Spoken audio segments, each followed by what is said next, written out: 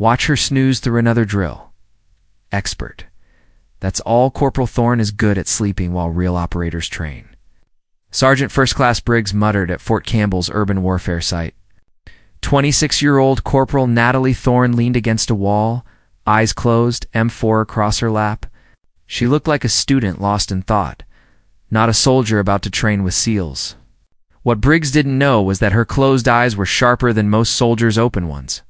Thorne, a 5'4", had transferred from the 3rd Infantry Division 6 months earlier. Her personnel file was mostly redacted, her demeanor calm, almost detached.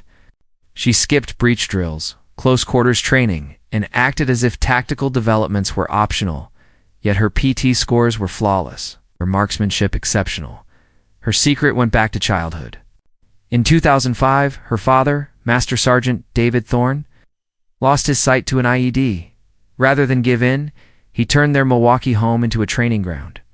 Each night, father and daughter practiced shadow mapping, navigating blind, tracking echoes, sensing air shifts, learning the feel of different surfaces, and recognizing stress in breathing.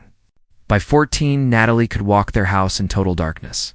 By 18, she could sense how many people were in a room by subtle cues. The Army taught visual dominant spying corners, clearing sight. Natalie's approach used all senses, but commanders dismissed it. Explaining her talent sounded like lies, so she stopped trying. Showing was safer. Though rare, at the briefing for Operation Silent, shield a high-value target extraction with role players. Lieutenant Jake Lawson of SEAL Team 4 scanned the room. Briggs whispered to him, "Corporal Thorne hasn't been reliable. Best keep her outside." Lawson was unimpressed. In naval special warfare, dead weight wasn't tolerated. "Corporal Thorne," Lawson asked sharply, "are you tracking this briefing, or do you need a recap?" Thorne opened her eyes. 2 stairwells, north and east. For stories? 15 to 20 role players on upper floors. HVAC cycles every 12 minutes, noise cover between. 1347 and 1359. The room fell silent. Her assessment was exact. Still, Briggs assigned her to rear security, the safest, least critical role. She accepted quietly.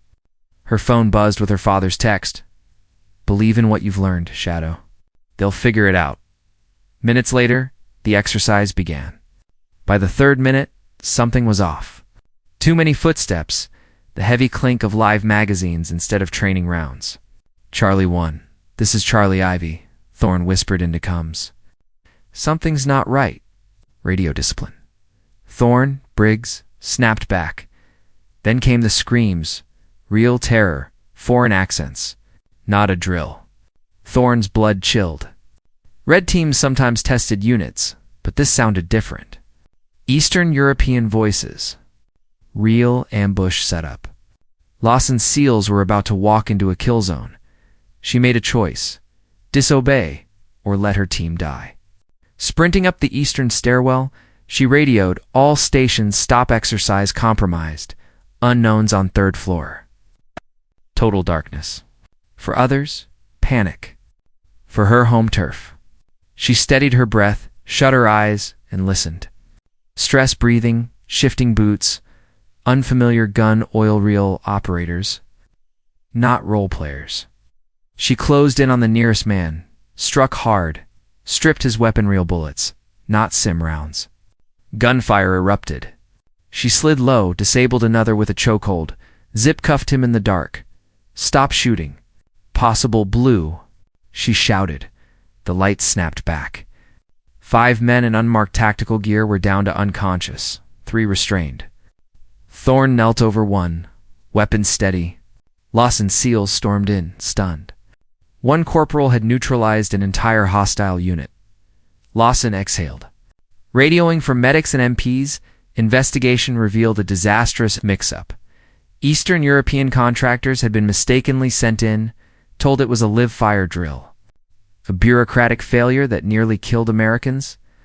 Later, Lawson found Thorne in the arms room, calmly cleaning her rifle. The debrief had lasted for hours. NCIS and CID investigators recorded every detail. Lawson approached quietly. "Corporal, I owe you more than an apology, he said. You saved my team. How did you know? Without looking up, she answered, gear noise. Wrong weight distribution. My dad taught me to believe what I hear as much as what I see. Briggs appeared in the doorway, his usual scowl gone. Thorne, I was wrong. I'll recommend you for the Soldier's Medal and Fast Track promotion. In 20 years, I've never seen anything like what you did. Natalie finally looked up. Sergeant, I don't need medals. I just need leaders who know that being different isn't a bad thing. My dad lost his sight in Iraq, but he taught me darkness isn't the enemy if you know how to use it. Word spread quickly.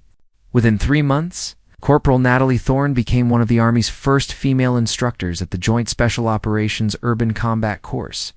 She taught operators how to fight, not just with eyes, but with every sense, how echoes revealed space, how airshifts betrayed movement, how silence could speak louder than noise. She never forgot that night. The near disaster proved that the quietest warriors, the ones underestimated or overlooked, were often the most prepared for danger. And for once, no one doubted her with her eyes closed.